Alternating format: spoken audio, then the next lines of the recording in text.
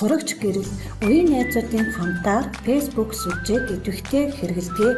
Өөрийн болон найзуудынхаа зургийг Facebook дээр байршуулж санал сэтгэлдээ нээлттэй бичдэг.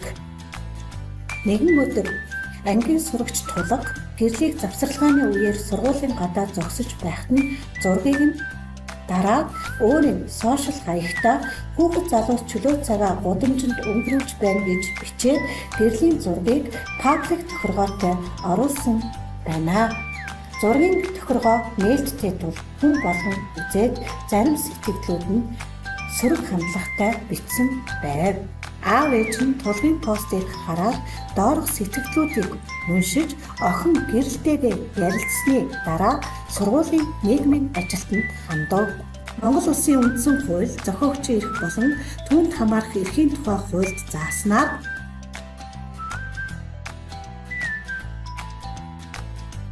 Монгол Улсын иргэн хүн гэрэл зургийн болон түүнтэй төсөөтэй аргаар тойрсон бүх төрлийн бүтээлээ өөрийн болон зохиомол нууц нэрээр эсвэл нэргүүгээр нийтлэх эрхтэй гэж заасан байдаг. Тэгвэл Facebook хуудсанд Тулга гэрлийн зургийг зөвшөөрлгүйгээр байршуулсан дээрх хуулийг зөрчсөн.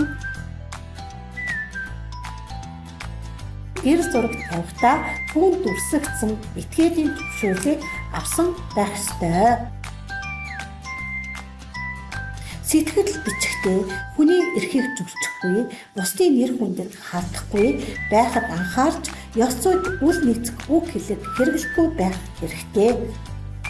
Гэрэл зураг дээрх сэтгэлдлүүдээс харахад доромжлох гүтгэх нь эрүүгийн зөрчил гэдгийг бид одооноос ойлгох ёстой. Бүх хүний зураг гэдэг нь тухайн хүний өмч учир Монгол Улсын хуулиар хамгаалагдаж хариуцлага тооцдог гэдгийг анхаараарай. Зургийг Facebook, сошиал хаягт байрлуулахдаа таних болон үл таних эзнээс нь заавал зөвшөөрөл авч байгаарай.